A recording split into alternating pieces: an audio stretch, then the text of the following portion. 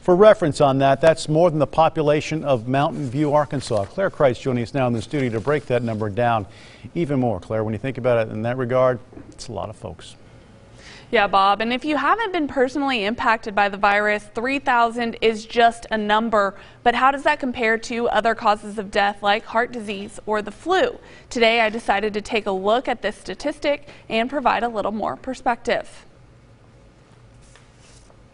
It's more than the population of DeWitt and hundreds of other towns in the state of Arkansas. It's also the number of people who have died due to COVID-19. 3,000 is a lot. Jamal Gordon is the chief operations officer at Paradise Funeral Home in Little Rock. He says lately most of the services held in this chapel have been for those who have died from the coronavirus. We have seen more in the winter. Our last maybe 7 services we've had has been COVID related. Each person placed in a casket is making an impact on Gordon. Make you really think, the lives has been taken from COVID-19. But how does this virus compare to others, like the flu? According to the Arkansas Department of Health, this flu season has only claimed 7 lives since September. In the month of December alone, Arkansas is averaging 34 COVID deaths a day, the record being 55 in a 24-hour period.